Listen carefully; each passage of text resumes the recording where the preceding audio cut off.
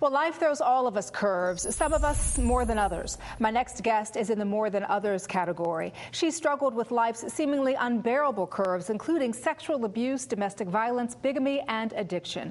But through resilience and faith, Rosalind Frascona found redemption amid the agony, and she wrote this book, So Help Me God, Glimpses and Glimmers of Life, in which she talks candidly about her life. Rosalind joins us this morning as part of our book author series. Good morning to you.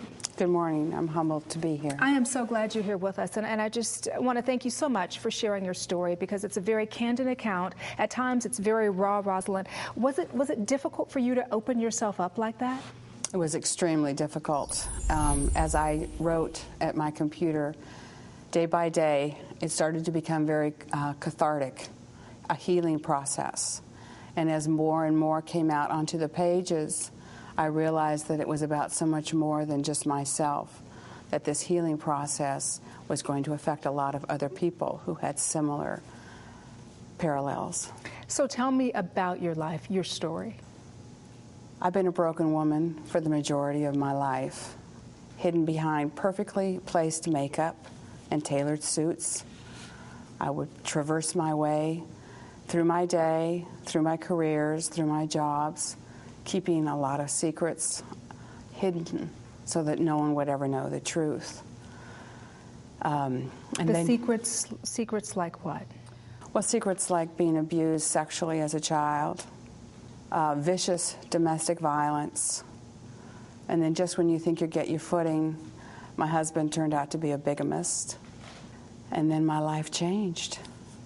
And I was faced with single parenting, tandemly with caregiving for my elderly parents, my greatest gift outside of my son.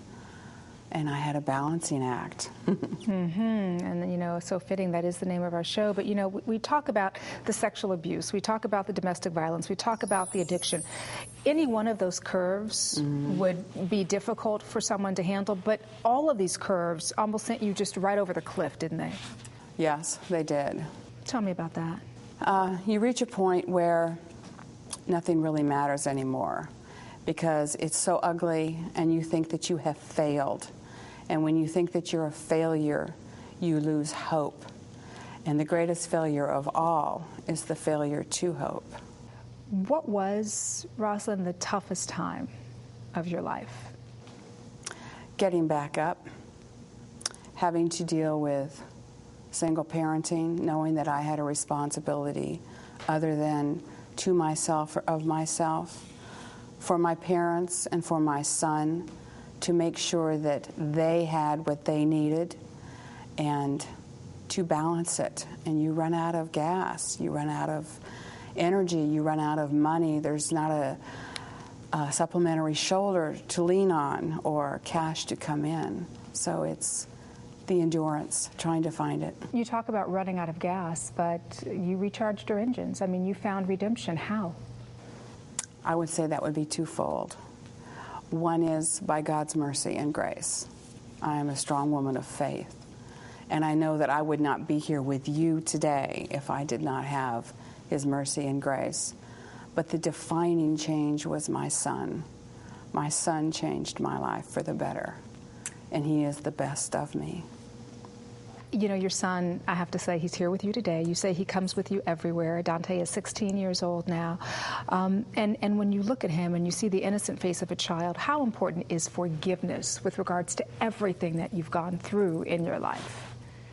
Forgiveness has the power to change everything. If you don't forgive, you will not go on, because it will eat you away like a cancer, the bitterness inside. Have you forgiven everyone? Absolutely. You have to. You have to. It's not an overnight process. It's a very long process. Forgiveness leads to healing.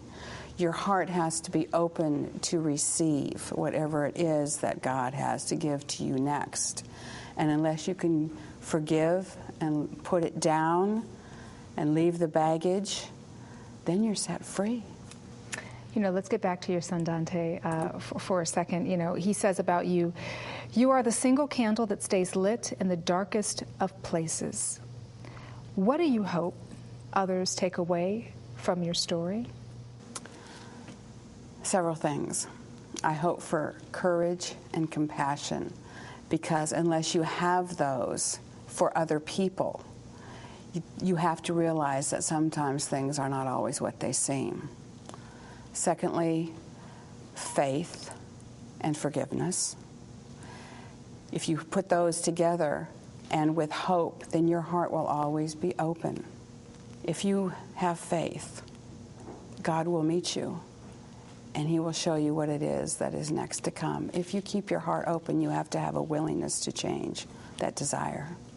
Well, I have to tell you, just an incredible story, Rosalind, and thank you so much for sharing it with us this morning. And really, So Help Me God, wonderfully written, and thank you for sharing your inspirational story. Thank you for having me. Anytime. And once again, the book is called So Help Me God, Glimpses and Glimmers of Life. For more information on Rosalind or the book, please visit her website. It is sohelpmegodrosalind.com.